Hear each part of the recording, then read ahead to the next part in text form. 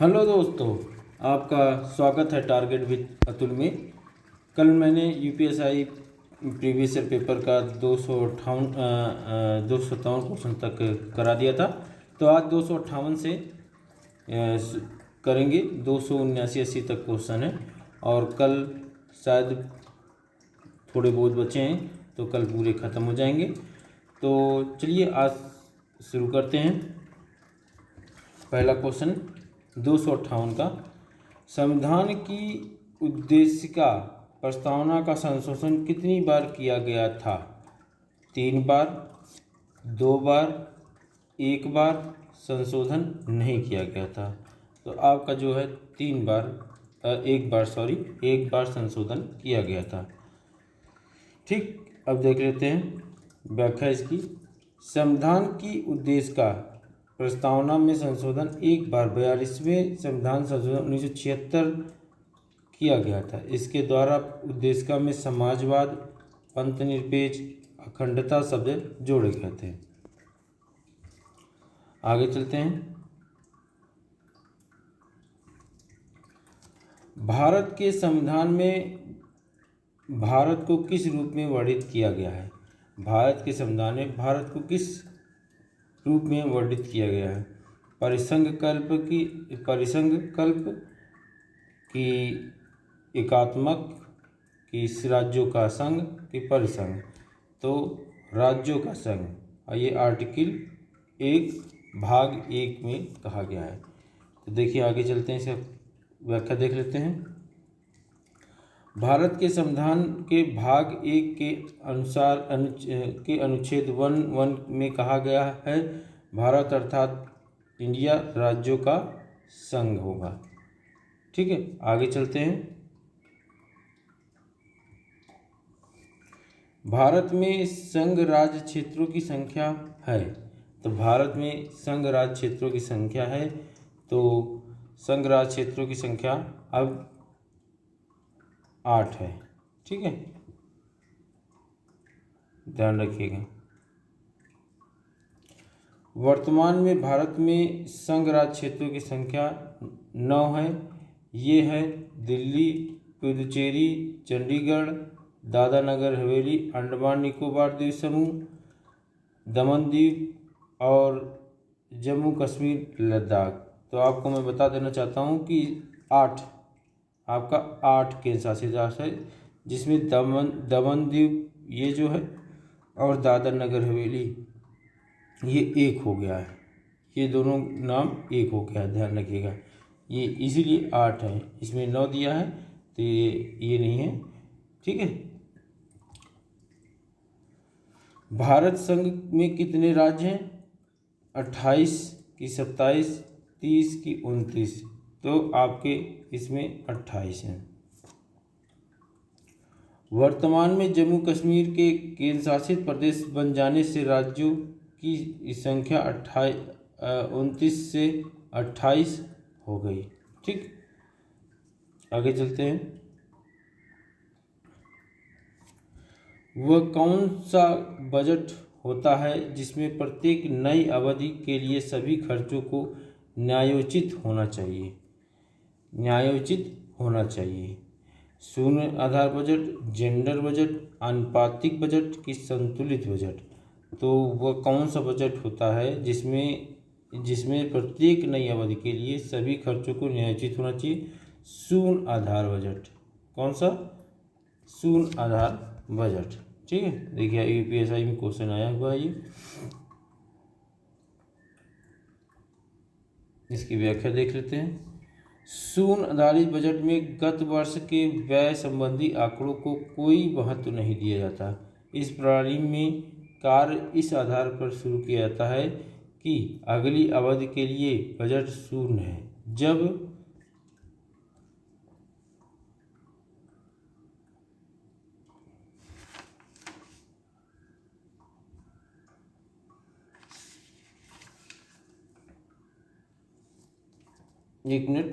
जब तक कि प्रत्येक रुपये की मांग का किसी भी कार्य का परियोजना या क्रिया का औचित्य नहीं दिया जाता।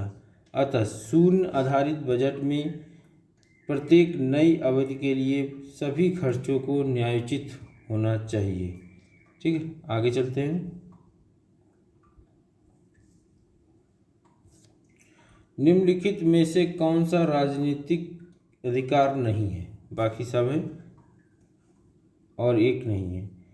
मत देने का अधिकार, जीवन का अधिकार और चुनाव लड़ने का अधिकार, सरकार के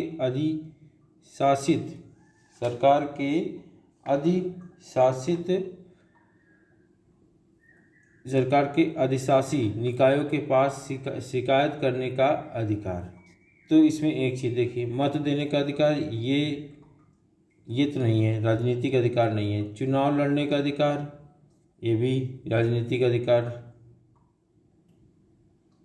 ये मत देने का अधिकार, ये राजनीतिक अधिकार है। चुनाव देने का ये भी मतलब चुनाव लड़ने का जो अधिकार है ये भी एक राजनीतिक अधिकार है। सरकार के अधिशासी निकायों के पास शिकायत करने का अधिकार, ये भी आपका राजनीतिक अधिकार है। ठीक है, तो ये तीनों जो है आपके राजनीतिक अधिकार है। मैं क्वेश्चन ये नहीं पढ़ सका तो मुझे कन्फर्म नहीं हो रहा था। तो देखिए ये तीनों जो है ये आपके राजनीतिक अधिकार है। लेकिन जीवन का अधिकार जो आपका है ये आपका आर्टिकल 21, इसके तहत ये एक संवैधानिक अधिकार है, न कि ये राजनीतिक अधिकार है। ठीक है, आगे चलते हैं। देखिए, जीवन का अधिकार आर्टिकल 21 प्राण और दैहिक स्वतंत्रता का संरक्षण के तहत मौलिक अधिकार है। ठीक है, विकल्प में दिए गए अन्य अधिकार राजनीतिक अधिकारों में सम्मिलित हैं।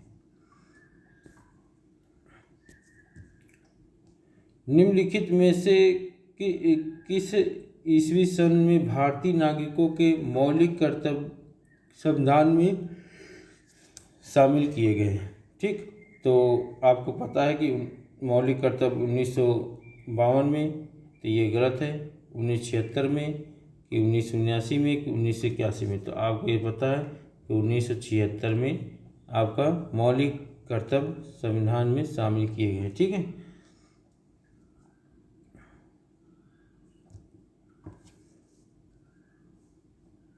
सरकार स्वर्ण सिंह समिति, ये ध्यान रखिएगा, सरकार स्वर्ण सिंह समिति की सिफारिश पर 42वें संविधान संशोधन 1976 द्वारा 3/1/1970 से लागू भारतीय संविधान में भाग 4(1) तथा अनुच्छेद 51A जोड़कर भारतीय नागरिकों को 10 मौलिक अधिकार शामिल किए गए थे, जिनकी संख्या 86वें संविधान संशोधन 2002 के बाद 11 हो गई। ठीक, आगे चलते हैं।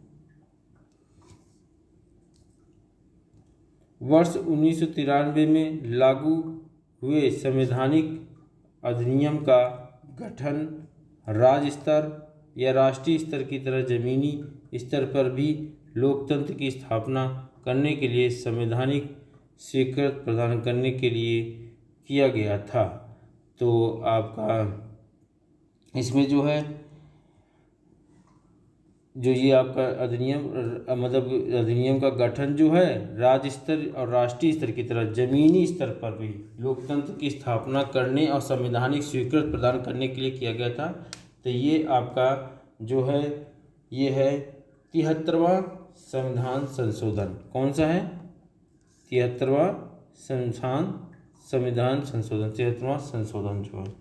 ठीक है, इसमें आपका किया गया था 73वां संविधान संशोधन 1992 जो है 73वां संविधान संशोधन 1992। ठीक, संशोधन 1992 जो आपका पंचायती राज विधेयक से संबंधित है। 73वां संविधान पंचायती से, और 74वां जो आपका 74वां संविधान संशोधन है वो नगर पालिका से संबंधित है, ये भी आपको पता है। ठीक है, तो और ये कौन सी अनुसूची के साथ पंचायती राज से संबंधित है? तो 11वीं अनुसूची के साथ संबंधित है। ये भी बिल्कुल क्लियर है आपको। तो ये चीज़ें मैंने सब बताई थी, ठीक है। और ये पंचायती राज कब प्रभाव में आया था, तो 24 अप्रैल 1993 को आया था। चलिए देख लेते हैं इसकी और व्याख्या क्या क्या है। यूपीएससी देखिए क्वेश्चन आया हुआ है। देखिए, भारत के सभी राज्यों में जमीनी स्तर पर लोकतंत्र के निर्माण हेतु पंचायती राज का गठन किया गया। तो देखिए, पंचायती राज का गठन, पंचायत का गठन, पंचायत का गठन, पंचायत का जो गठन है आपका आर्टिकल जो है आर्टिकल 40 के तहत किया गया है, ठीक है। ये भी ध्यान रखिएगा, ठीक है। तो आपका गठन किया गया और पंचायती राज विधेयक 73वां संविधान संशोधन 1992 के तहत पारित किया गया। देखिए, और 24 अप्रैल 1993 को प्रभाव में आया। देखिए, आपको मैंने बताया था इस अधिनियम के अंतर्गत भारत संविधान के एक नया भाग, देखिए किस भाग के अंतर्गत, भाग 9। देखिए, आपका पंचायत जो है वो आपका भाग 9 के तहत जुड़ा है, ठीक। लेकिन नगर पालिका जो है आपका, नगर पालिका ये भाग इस भाग 9 के द्वारा जुड़ा हुआ है, ठीक है, जुड़ गई है। और नई अनुसूची 11वीं अनुसूची है, तो 11वीं अनुसूची में ये है, ठीक है, पंचायती राज। तो चलिए आगे चलते हैं।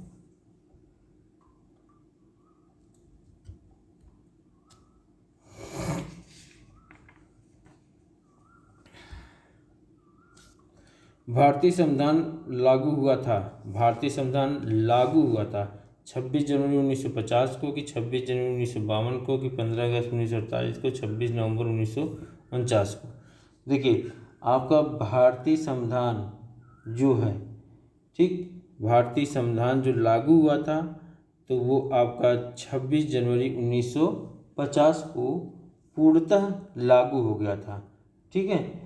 संविधान में जो मतलब तृतीय वाचन की समाप्ति जो हुई थी, वो तृतीय वाचन की, संविधान में 3 वाचन चले थे ना, उसमें तृतीय वाचन की जो शब्दावली हुई थी कब हुई थी, वो 26 नवंबर 1949 को हुई। मतलब इसी तीस से जो है, इसी तीस से सभा के सभापति के हस्ताक्षर के साथ ही, और मतलब इसको जो ऐसा अंगीकृत हो गया, इसी को अधिनियमित हो गया या आत्मार्पित हो गया, तीनों शब्द याद रखिएगा। इसमें से कोई शब्द दे देगा तो आपको बहुत जरूरी से इसको क्या करना है, 26 नवंबर 1949 लगाना है, न कि आपको 26 जनवरी 1950 लगाना है, ठीक है। तो इतनी चीज़, और आगे भी व्याख्या इसकी देख लेते हैं।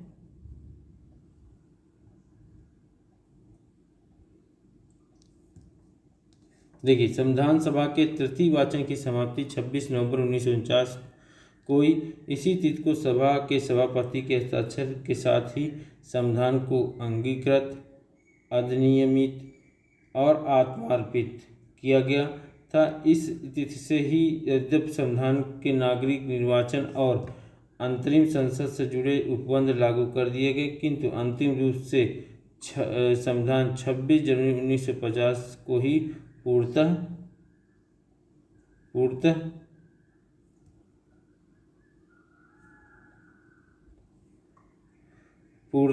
लागू हुआ तथा इस तिथि को ही उसके प्रारंभ होने की तारीख कहा गया, ठीक है, कहा गया, ठीक है। अब आगे चलते हैं।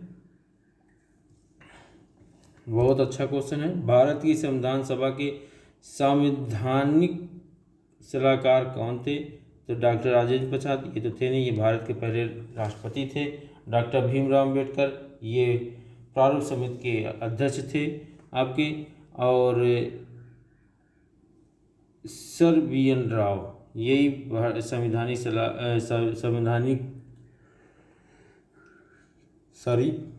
संवैधानिक वी एन राव मतलब संवैधानिक अलग सलाहकार थे, ठीक है। और इसके बारे में पढ़ लेते हैं आगे।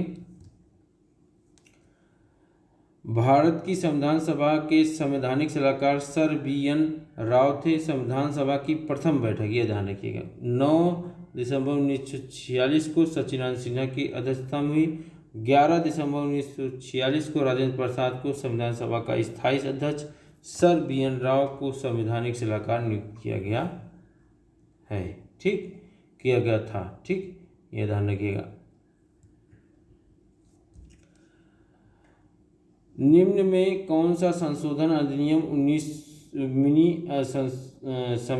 मिनी संविधान माना गया है? तो 7वां संविधान संशोधन 1974, नहीं, ये गलत है।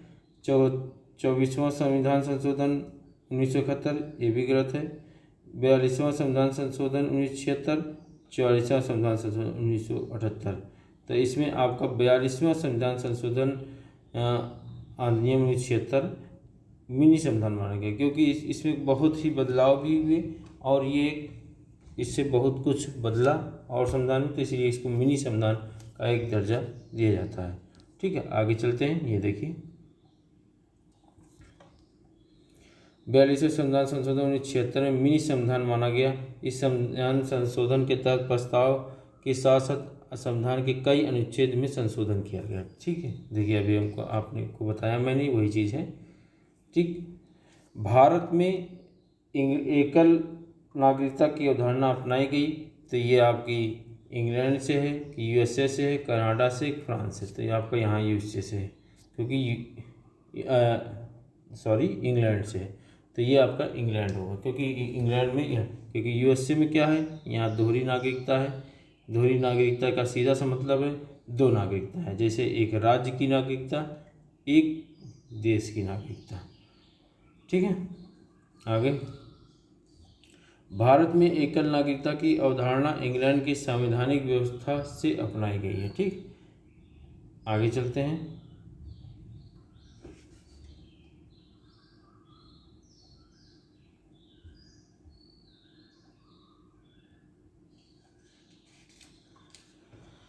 हम्म 270वां क्वेश्चन, दोहरी नागरिकता निम्न में से किसकी विशेषता है? एकात्मक सरकार की, संघीय सरकार की, संसदीय सरकार की और राष्ट्रपति शासित सरकार की। तो यहाँ संघीय सरकार की है। ठीक, संघीय सरकार में दोहरी नागरिकता संघ एवं राज्य की हो सकती है। अमेरिका में संघीय सरकार एवं दोहरी नागरिकता की व्यवस्था है। आपको हमने बताया था, कोई चीज़ है। ठीक, आगे चलते हैं। विधि का शासन की संकल्पना कहाँ की संवैधानिक प्रणाली की एक विशेष विशिष्टता है? ब्रिटेन की, यूएसए की और फ्रांस की स्विट्जरलैंड की। तो आप इसमें ब्रिटेन की विधि का शासन जो है कहाँ की है? ब्रिटेन की, इंग्लैंड की, ब्रिटेन। विधि की सर्वोच्चता इंग्लैंड की संस्थाओं की प्रधान विशेषता है। विधि के शासन का सीधा अर्थ है कि इंग्लैंड में विधि का शासन न कि किसी व्यक्ति की निरंकुश इच्छा का। कोई व्यक्ति चाहे कितने भी उच्च पदों पर पदासीन क्यों न हो, विधि के नियंत्रण से मुक्त नहीं है। विधि की दृष्टि से सभी नागरिक समान हैं। ठीक, आगे चलते हैं। भारत के संविधान का निर्माता किसे माना जाता है? महात्मा गांधी को, कि जवाहरलाल नेहरू को, बी.एन. राव को, कि बी.आर. अम्बेडकर को। तो आपका इसमें क्या है? बी.आर. अम्बेडकर को भारत के संविधान निर्माता माना जाता है। भारत के संविधान के निर्माता डॉक्टर भीमराव अम्बेडकर को माना जाता है। ये संविधान सभा की प्रारूप समिति के अध्यक्ष थे और उन्हीं के नेतृत्व में अंतिम रूप से संविधान का प्रारूपण किया गया था। ठीक, आगे चलते हैं।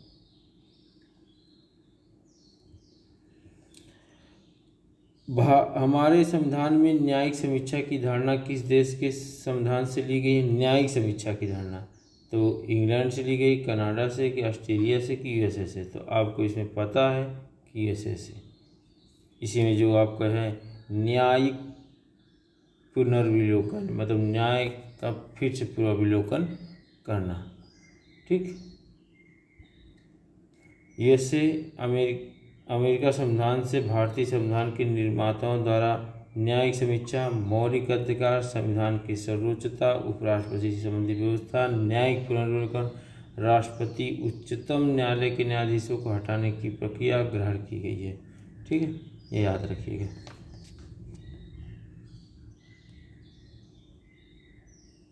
आगे चलते हैं।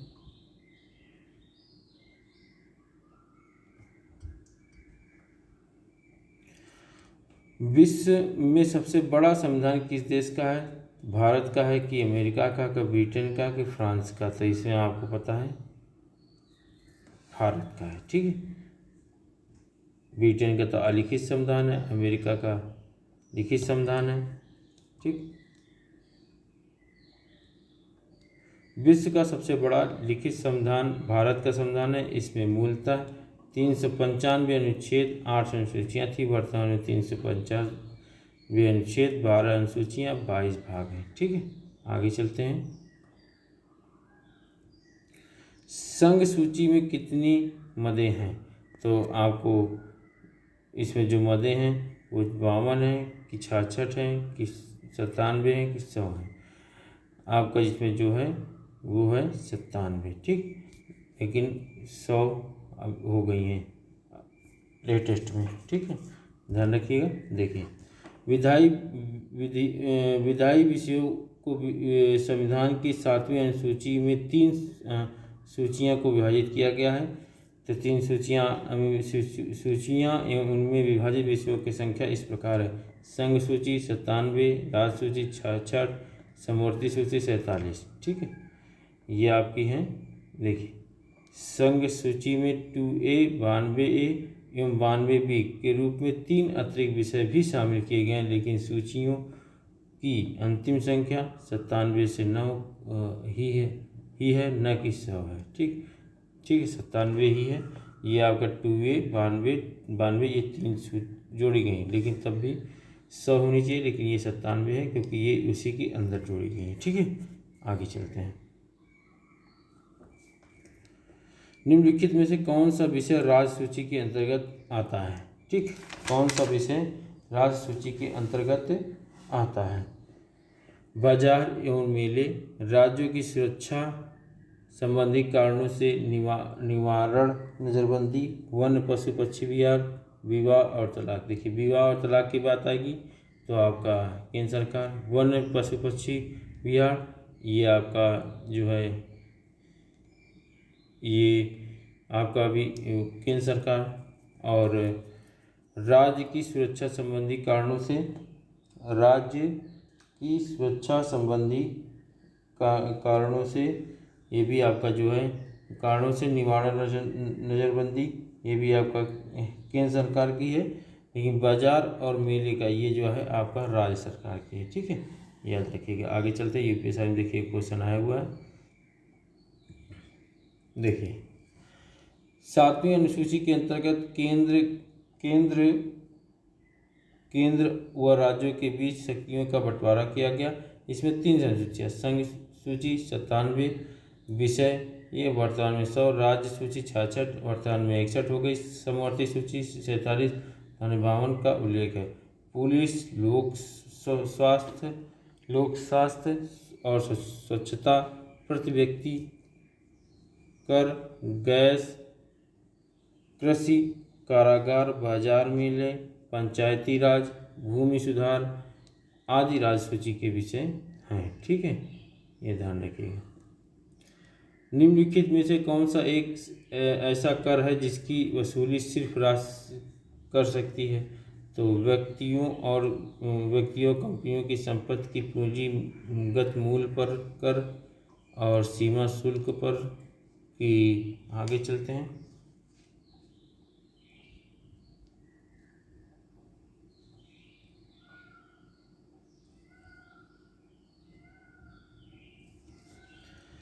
कि आयकर पर अधिभार, कि भूमि राजस्व पे।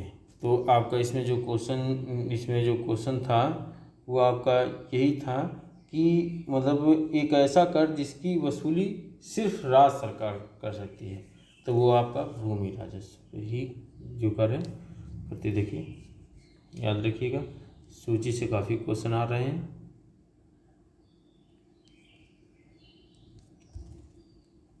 संविधान की 7वीं अनुसूची में संघीय सूची, राज्य सूची तथा समवर्ती सूची है। आयकर, कृषि आय के अतिरिक्त निगम कर, सेवा कर, सीमा शुल्क, व्यक्तियों तथा कंपनियों की संपत्तियों की पूंजीगत मूल्य पर कर, आयकर पर अधिकर केंद्रीय कर है। जबकि भूमि राजस्व राष्ट्र कर है जिसकी वसूली केवल राज्य कर सकता है। ठीक, आगे चलते हैं।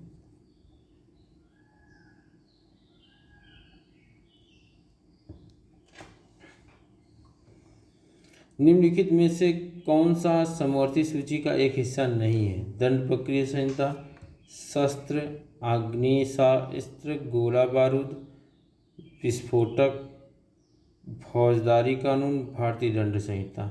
तो इसमें आपका जो है ये तो आपका है समवर्ती सूची में, और फौजदारी कानून और भारतीय दंड संहिता ये समवर्ती सूची। लेकिन आपका शस्त्र, आग्नेय, गोला बारूद, विस्फोट ये आपका समवर्ती सूची के अंतर्गत नहीं है, ये संघ सूची के अंतर्गत है।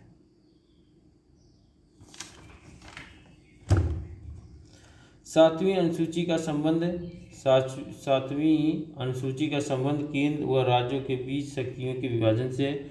इसमें 3 सूचियां हैं, संघ सूची वर्तमान में 100 विषय, राज्य सूची वर्तमान में 61 विषय और समवर्ती सूची वर्तमान में 52 विषय। ठीक है, और दंड प्रक्रिया संहिता, फौजदारी कानून, भारतीय दंड संहिता ये देखिए समवर्ती सूची के अंतर्गत आते हैं। जबकि शस्त्र, आग्नेय, गोला बारूद और विस्फोट ये आपका संघ सूची, इसके अंदर संघ सूची, तो आपको बताया था संघ सूची के अंतर्गत आते हैं। ठीक है, आगे चलते हैं।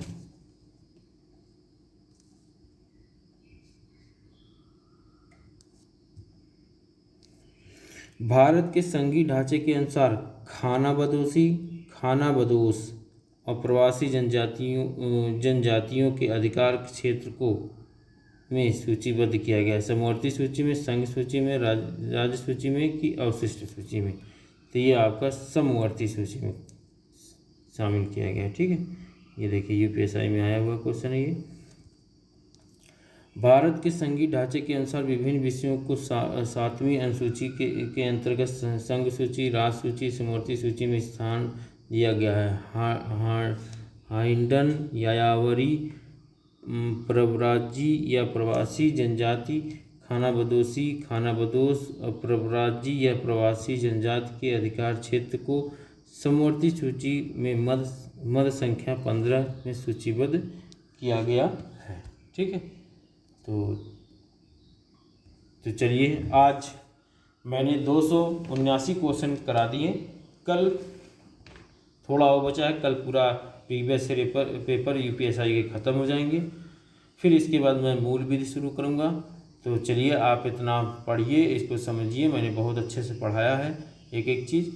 तो चलिए मेरे चैनल को सब्सक्राइब कर लीजिए, लाइक कर दीजिए, शेयर कर दीजिए। मैं बार बार कहता हूँ आपको बहुत लाभ मिलेगा, आप एक बार करके देखिए, आपको खुद लगेगा, फिर आप हमको नहीं छोड़ेंगे, आप मेरे हर वीडियो को देखेंगे। तो चलिए धन्यवाद, जय हिंद, जय भारत, नमस्कार।